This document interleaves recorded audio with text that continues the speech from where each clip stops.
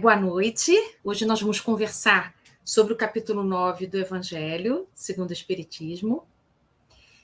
E esse capítulo tem uma coisa muito especial, porque Kardec juntou duas bem-aventuranças para nós nesse estudo, né? Então, justamente porque ele juntou duas bem-aventuranças, a gente precisa encontrar o que há de comum nelas duas, para a gente poder compreender a essência desse capítulo. Mas antes de poder falar dessas duas especificamente, é muito importante a gente retomar um pouco as bem-aventuranças de um modo geral para poder situar essas duas. As bem-aventuranças situam-se, principalmente, né, onde a gente mais tem conhecimento, no Evangelho de Mateus, capítulo 5, versículo 5 também. Nesse trecho do Evangelho, a gente vai perceber que são 9 bem-aventuranças, e se a gente quiser separá-las didaticamente, a gente vai perceber que as 3 primeiras dizem respeito ao espírito consigo mesmo. As 3 do meio falam da nossa relação com os outros.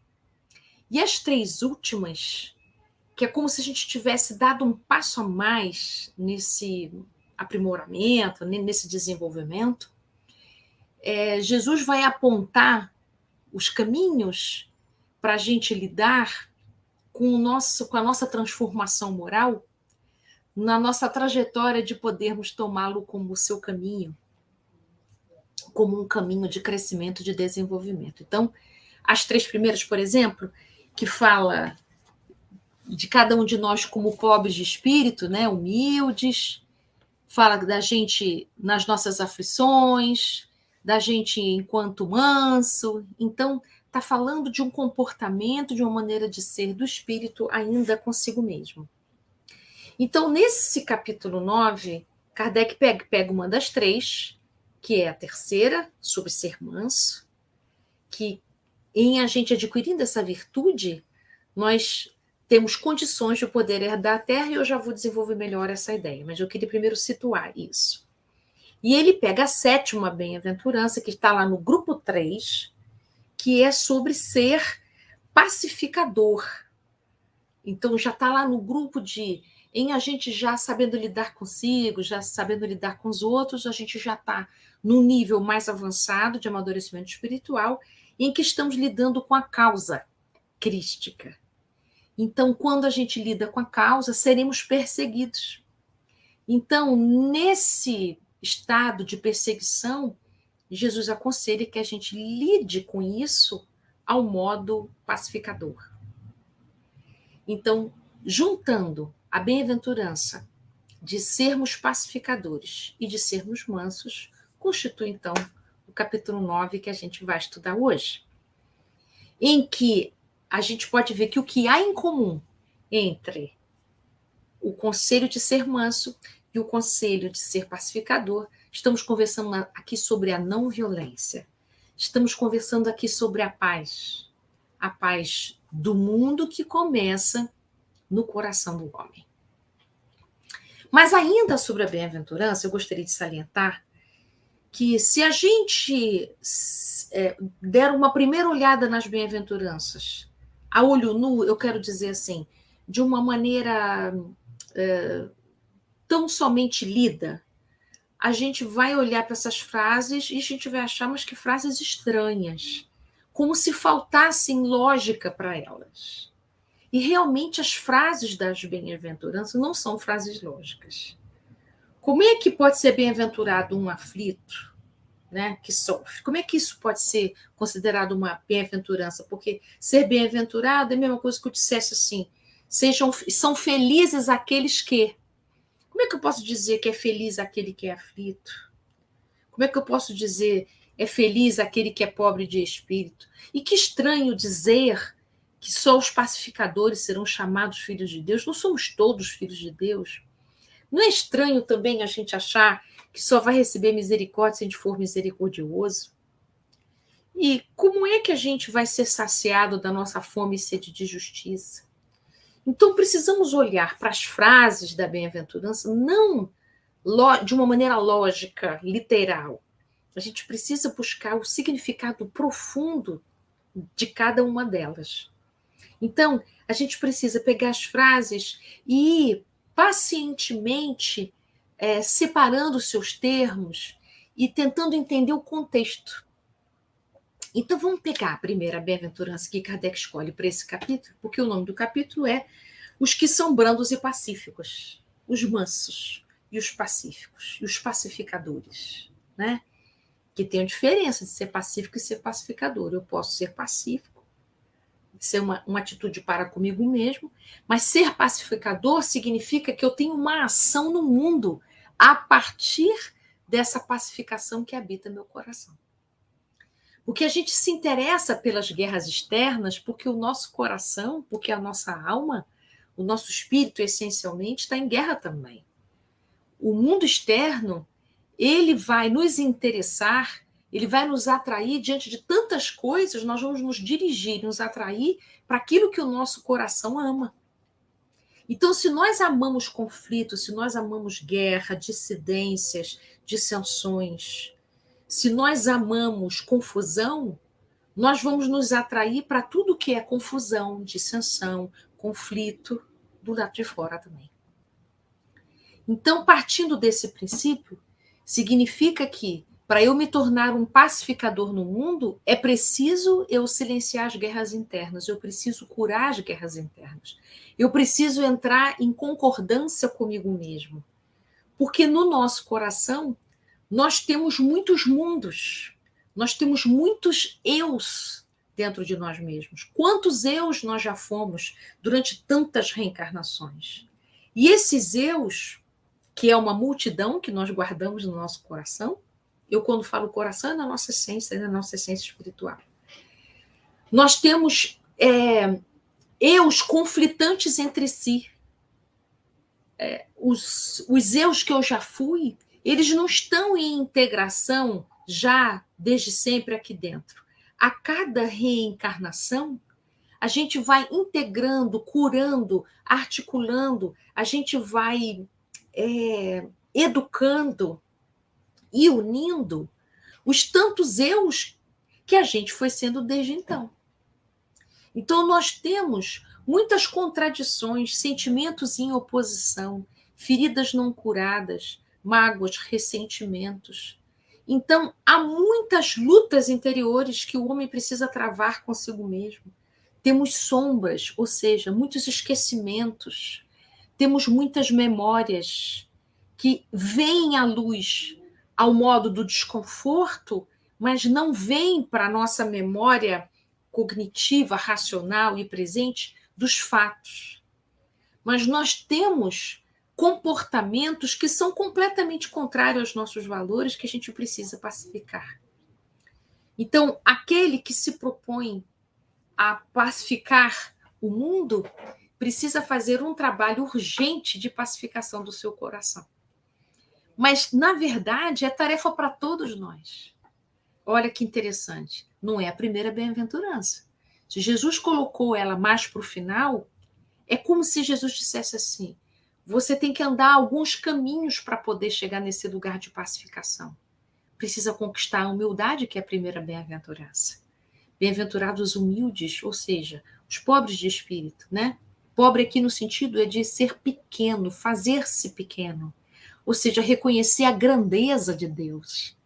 Porque sem a gente estar habitando um estado de humildade, a gente não consegue receber nada. Nem misericórdia divina, nem proteção divina, chances divinas. Não é que Deus não queira nos dar, é que nós não temos condições de receber. Por isso que é bem-aventurado o misericordioso, porque a condição para receber misericórdia é um coração misericordioso. Porque a gente entra na sintonia da misericórdia. Então, quando Jesus diz, bem-aventurados os humildes, porque deles é o reino dos céus, né, esse estado de felicidade interior só é alcançado por nós quando a gente assume o estado de criatura e podemos reconhecer a grandeza do Criador. Porque, na maior parte das vezes, o que a gente quer? A gente quer o lugar de Deus. A gente luta com Deus, briga com Deus, nega Deus, a gente faz um monte de confusão na nossa relação com o Criador.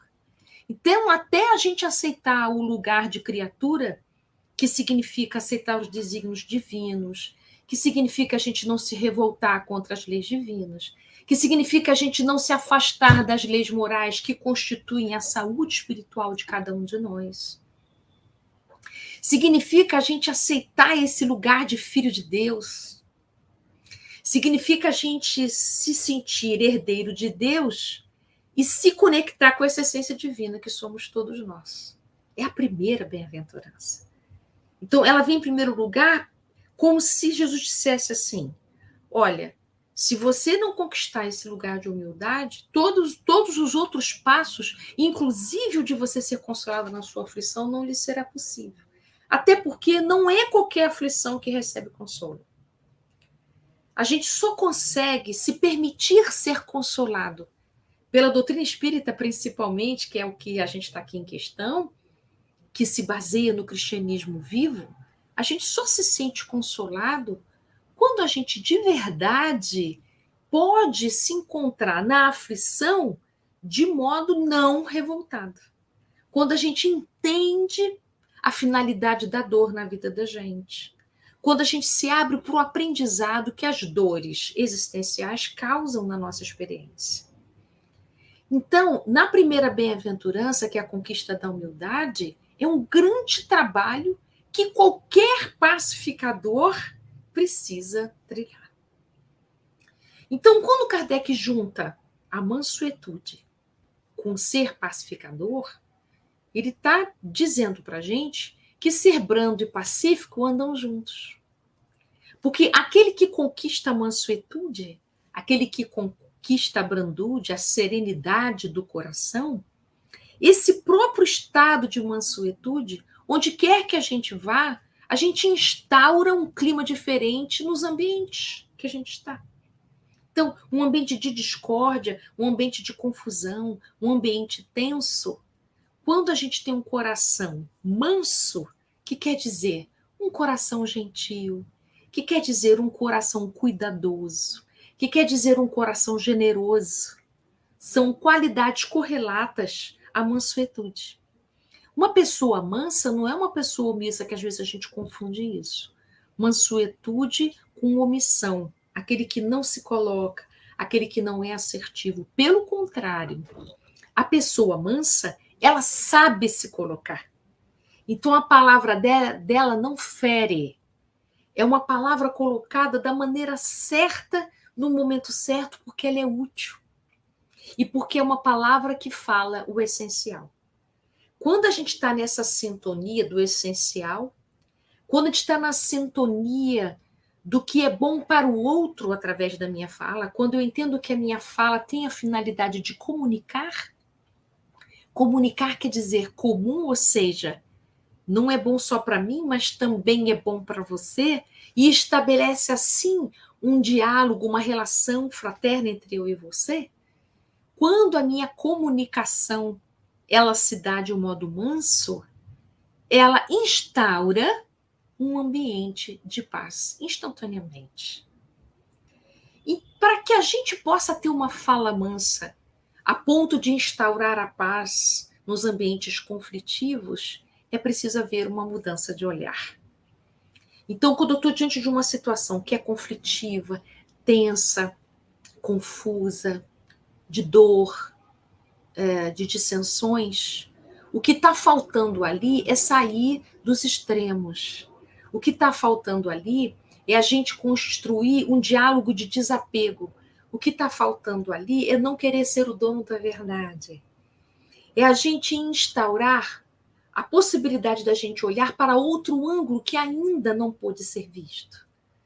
Então, um coração manso, que não é agitado, que não é ansioso, que sabe esperar a hora certa de falar, um coração gentil, ele vai observar se o outro está em condições de poder escutar a nossa palavra. Então, a gente fala curto, a gente fala de uma maneira ponderada, a gente se coloca. Então, a assertividade é uma característica dos mansos. Não preciso nem dizer que Jesus era a mansuetude em pessoa, e ele jamais deixou de se posicionar. Então, é por isso que nesse capítulo o manso e o pacificador estão juntos. Porque é para a gente entender essa mansuetude com posicionamento. E aí, nesse mesmo capítulo, tem um item tão importante aqui, que é a obediência e a resignação, que são super mal entendidos. A obediência e a resignação, e aí eu vou me ater aqui à leitura do Evangelho especificamente. Então, está dito aqui, e aqui o espírito que fala isso é Lázaro, tá? Em 1861, que Kardec selecionou esse texto para cá, da obediência e da resignação. Então, a obediência é o consentimento da razão, e a resignação é o consentimento do coração.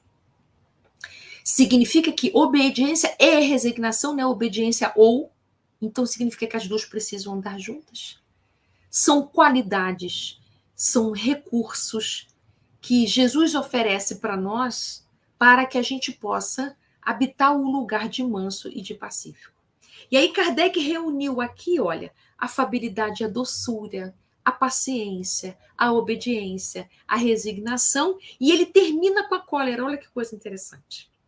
Então, é um capítulo que convida a gente para a não violência.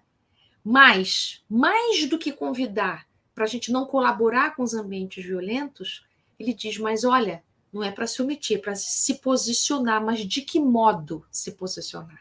Então, é para a gente conquistar estes recursos que vão constituir a maneira como a gente vai lidar com os ambientes difíceis na nossa família, no nosso trabalho, nas redes sociais, onde quer que a gente se encontre. Então, quando a gente pode falar de modo manso, significa com doçura, com gentileza, com paciência para esperar o tempo do outro, com afabilidade e utilizando de obediência e resignação diante dos desígnios divinos. E aí, quando Kardec colocou o texto da cólera, interessante que nesse texto vai dizer o seguinte: a cólera não exclui as qualidades do coração da gente. Não quer dizer que um coração colérico não seja um coração bom. Mas o que acontece é que quando a gente se comunica de modo colérico, a escuta do outro fica prejudicada. Porque a cólera não exclui um coração bom, a bondade de um coração. Mas a cólera impede que o bem se manifeste em toda a sua grandeza. Deixa os nossos impulsos positivos todos recolhidos, desconfiados. Então, na cólera, todo o bem que a gente quer fazer não chega até o coração do outro. Então, eu posso dizer algo para alguém de extrema verdade, mas se eu falo gritando, se eu falo berrando, se eu falo de uma maneira colérica, o outro não consegue receber o conteúdo das minhas palavras. Recebe o influxo da minha cólera. Recebe toda a energia pesada da minha cólera, corrosiva da minha cólera. Afasta ao invés de nos aproximarmos do amor. Então, nesse capítulo em que a gente vai conversar sobre a mansuetude e a paz no coração que precisa começar a habitar, especificamente aqui na frase os mansos herdarão a terra, fica até esquisito. Como que Jesus pode valorizar tanto os bens da terra se toda a doutrina do Cristo fala para a gente buscar o céu? Reino dos céus, não é reinos da terra, né? É porque nessa frase a gente pode entender a terra com muitos significados. Podemos entender a terra enquanto bens terrenos, convidando a gente para lidar com os bens terrenos de modo desapegado, porque, diz aqui no Evangelho, enquanto a gente aguarda os bens do céu, precisamos dos bens da terra para viver, mas como que a gente utiliza os bens da terra? De modo desapegado, entendendo que eles são transitórios, não ficarmos agarrados a ele. Então, lidarmos com os bens da terra, com os bens terrenos, com os bens materiais, inclusive o nosso corpo, de modo manso, ou seja, sem apego, sem desespero, cuidadoso, gentil, né? Lá no capítulo 16 do mesmo Evangelho, segundo o Espiritismo, os Espíritos nos aconselham a gente lidar com os bens terrenos na justa medida, ou seja, de modo equilibrado. Um segundo significado para herdarão os bens da terra, podemos entender essa terra como sendo as terras interiores do nosso coração. Então, nós somos herdeiros de nós mesmos. A maneira como a gente cuida da gente, nós somos os herdeiros do modo como a gente se trata. Nós somos herdeiros do modo como a gente cuida do nosso clima mental, do nosso clima emocional, em termos amplos, como a gente cuida do nosso clima espiritual. Nós somos herdeiros dessas terras interiores. Então, se a gente vive explosivo, se a gente vive brigando, se a gente vive em contendas constantes, nós seremos herdeiros exatamente disso. É essa herança que a gente quer doar para si mesmo? Em terceiro lugar, se a gente utilizar a terra com T maiúscula, os mansos herdarão a terra significa quem vai habitar o mundo de regeneração, os mundos felizes, né? Esse planeta nosso que está crescendo, que está evoluindo, que está se desenvolvendo para sair de um mundo de provas e expiações e se considerar um mundo feliz, de que qualidade, que características os espíritos terão para habitar esse tipo de mundo? Os mansos, os gentis, os cuidadosos, os generosos, os doces, afáveis, os pacientes, os obedientes designados e aqueles aos quais conseguem conviver sem utilizar da cólera para estar junto dos outros. Então, a gente pode utilizar a terra em todos esses sentidos, mas a essência continua a mesma. Só dá para a gente alcançar tudo isso com gentileza. Gentileza para consigo, gentileza para com o outro, gentileza para com os bens da terra, com o meio ambiente que a gente convive, gentileza para com os bens que o nosso corpo é, porque sem ele, em boas condições, nós temos menos chance de poder viver mais e ter mais experiências de progresso espiritual. A gente precisa muito do nosso corpo saudável para a gente progredir. Se a gente não cuida bem do nosso corpo, desse patrimônio que Deus emprestou, veja, a palavra é herdar. Ou seja, não foi a gente que criou, a gente herda, a gente se utiliza, mas não somos os originários que criamos tudo isso. Isso a gente deixa com Deus. Então, nós somos herdeiros, somos usufrutuários, que Deus generosamente deixa para a gente cuidar. O nosso corpo, a nossa vida aqui na Terra, tudo mais que é de bem terreno, tudo isso são bens transitórios emprestados. Até os nossos filhos são emprestados. Então, a gente precisa cuidar muito bem dos nossos bens terrenos de maneira mansa. E essa condição de mansuetude, que constitui o caráter de um pacificador, olha que coisa bonita. Jesus diz, então, que em sendo pacificador, a gente pode ser chamado filho de Deus. E a gente pode pensar assim, mas todo mundo não é filho de Deus? Claro que sim, mas olha o que diz nessa frase. Ao sermos gentis, mansos, que é o caráter de um ser pacífico, essa é a essência de um filho de Deus. Não que os outros não sejam, mas é como se fosse assim, como é que eu posso ser verdadeiramente reconhecido como filho de Deus? Todos somos, mas o que mais caracterizaria um filho de Deus?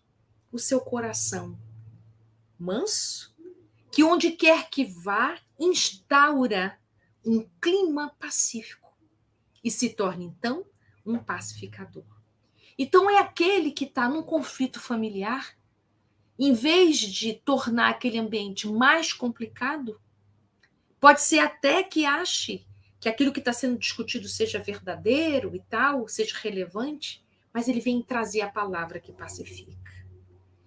Ele vem trazer a palavra que faz a diferença.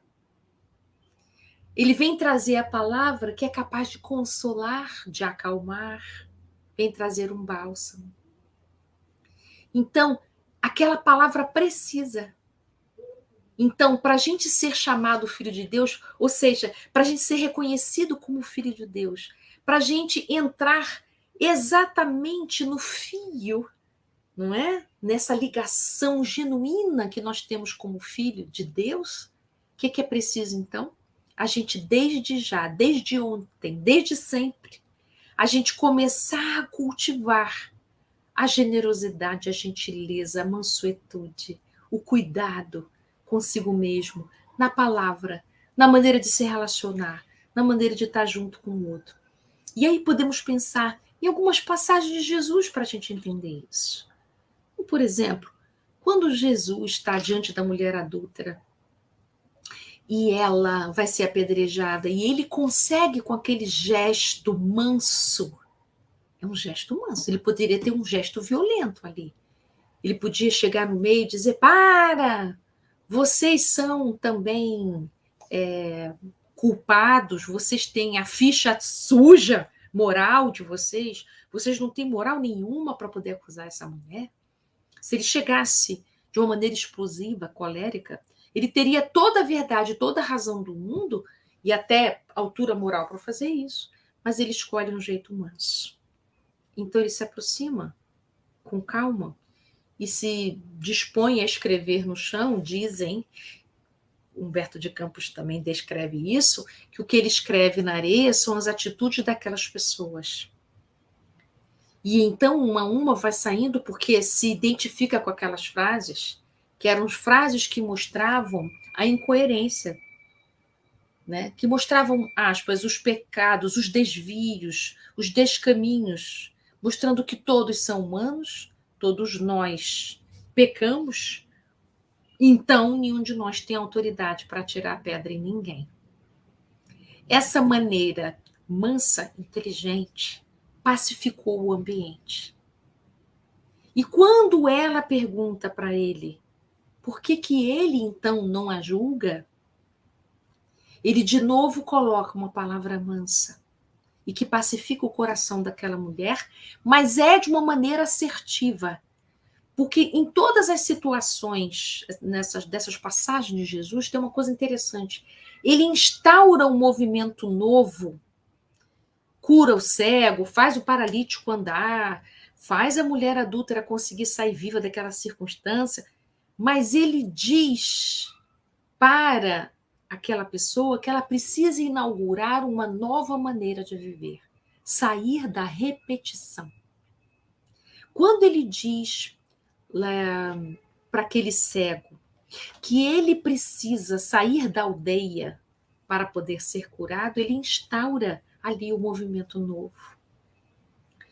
Para aqueles 10 leprosos, em que um volta para agradecer e os outros não voltam para agradecer, ele diz ali, para depois eles poderem avisar aos outros que já tinham sido curados, a importância do agradecer. Não que Jesus precisasse do agradecer, mas da abertura, da humildade que precisa acontecer no coração da gente quando a gente se propõe a um processo de cura. Então, essa e tantas outras passagens aqui que a gente poderia lembrar, a gente vai perceber que quando Jesus traz seu modo manso, ele é assertivo em apontar, em instaurar um movimento diferente para todo aquele que quer efetivamente se curar. Todo aquele que quer ter uma vida nova precisa instaurar um novo jeito de viver. Então, um pacificador, a gente pode pensar no Gandhi, por exemplo, que foi um grande pacificador. Um pacificador, quando ele traz a sua palavra, ele mostra caminhos. Então, quando Jesus diz, eu sou o caminho, a verdade e a vida, gente, né, isso daria uma outra palestra, mas eu queria apontar para a palavra caminho. Todo pacificador aponta um caminho. Que caminho? O caminho de aproximação do homem às leis divinas. Porque o que nos adoece, o que faz a gente pecar, né? O que faz a gente desviar, é desviar do quê? O que faz a gente sofrer desnecessariamente é quando a gente se perde do nosso crivo, do nosso lugar essencial de aproximação das leis divinas, que é onde a gente é chamado filho de Deus. Então, esse caminho de volta para a casa do Pai, que Joana de Ângeles afirma que nós somos filhos pródigos de volta para casa, e somos mesmo, é onde nós estamos perdidos, desviados, adoecidos, sintomatologicamente falando, são lugares que precisamos de um caminho novo. E quem aponta esse caminho novo é Jesus de Nazaré. E esse caminho novo que Jesus aponta para nós, ele é um caminho ao qual a gente precisa se dedicar à conquista das virtudes morais. Porque nós estamos cheios de vícios morais. Então, os espíritos sempre dizem para nós que o que caracteriza essa era que nós estamos vivendo é a indiferença moral. E não é só para com o outro, é uma indiferença moral de nós para conosco mesmos. Então, nós precisamos instaurar uma nova maneira de viver. Qual a nova maneira de viver? Então, esse capítulo 9 já dá uma boa dica. Vamos começar a conquistar a mansuetude no nosso coração, para que a gente possa herdar os bens da terra. Os bens em relação a nós mesmos e a terra como um todo. Uma nova maneira de viver nesse planeta tão amoroso, que nos abriga, que nos permite evoluir e que a gente tanto maltrata. Precisamos usar de gentileza para com um ambiente que nos abriga. A água que a gente bebe, não é? Os animais que a gente usufrui, as florestas e tudo mais. Que a gente possa ter uma maneira de conviver com esse meio ambiente que nos circunda de modo gentil, respeitoso. Então, respeitoso, gentil, manso. Se a gente quer ver a paz no mundo, essa paz precisa começar pacificando as guerras interiores e lentamente a gente instaurando a paz onde quer que a gente vá. Então, para ir terminando aqui o nosso encontro, esse breve diálogo, quero ler aqui no nosso próprio, né, evangelho aqui, no item 7, que coisa bonita que esse espírito amigo na cidade de Havre, e que Kardec coloca aqui nas palavras, junto das palavras de Jesus, assim: sede pacientes, a paciência é uma caridade, e deveis praticar a lei de caridade ensinada pelo Cristo enviado de Deus. Então, é para a gente ser paciente com a gente também, com o nosso tempo de amadurecimento. Mas ser paciente não é ser negligente, não é ser acomodado, né? Vamos aqui cuidar bem desse significado da palavra, né? Deus colocou em nosso caminho as situações difíceis para serem instrumentos do nosso sofrer e para que possamos colocar em conquista a nossa paciência. Aí olha só que palavras consoladoras. A vida é difícil, bem o sei. Compõe-se de mil nadas, que são picadas de alfinetes, mas que acabam por ferir. Se, porém, atentarmos nos deveres que nos são impostos, nas consolações e compensações que, por outro lado, recebemos, havemos de reconhecer que as bênçãos são muito mais numerosas do que as dores que enfrentamos. O fardo parece menos pesado quando olhamos para o alto do que quando curvarmos, né, a nossa fronte para a terra. Se a gente ficar olhando para o chão. Coragem, amigos, tende no Cristo vosso modelo. Ele sofreu mais do que qualquer um de vós e nada tinha do que se penitenciar, porque ele não era culpado de nada, né? A passo que vós tende de espiar o vosso passado. A gente tem muitos ajustes. E nos fortalecermos para o futuro. Sede, pois, pacientes, sede cristãos. Então, ele está dizendo aqui que a paciência é uma característica intrínseca ao cristão. Essa palavra resume tudo. Um espírito amigo, item 7 do capítulo 9 do Evangelho segundo o Espiritismo. É isso, meus amigos queridos, boa noite. Espero que esse diálogo possa fazê-los refletir e a gente se encontre em outra oportunidade. Muito obrigada.